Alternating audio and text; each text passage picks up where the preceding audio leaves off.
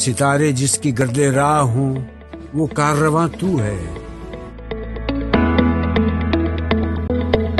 बिस्मिल्लाहिर्रहमानिर्रहीम। अस्सलाम वालेकुम। मैं हूँ आपकी उर्दू की टीचर हुमा दस्तगीर। ग्रेड 3 में आप सबको खुशामदीद। ग्रेड 3 हम अपनी कर रहे थे उर्दू की नज़म कछवे, और आज हम करने जा रहे हैं इसका चौथा दुरानिया।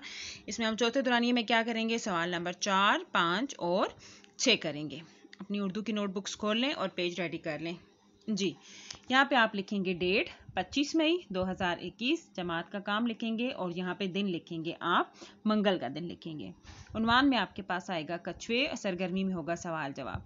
ये सवाल जवाब आपने एक एक लाइन छोड़कर लिखने हैं। सवाल नंबर 4, समंदर के कछुओं का वजन कितना होता है जी। समंदर के कछुए मन भर के होते हैं, यानी हम नज़म में पढ़ा था कि जो समंदर के कछुए होते हैं वो वजन में ज़्यादा होते हैं, और जो कीचड़ के कछुए होते हैं वो कद में और वजन में छोटे होते हैं। सवाल नंबर 5, कौन से कछुए वजन और कद में छोटे होते हैं जी। जवाब, कीचड़ में रहने वाले कछुए वजन और कद में छोटे होते हैं। सवाल नंबर 6, आपके ख्याल में कछुए की खास बात क्या है।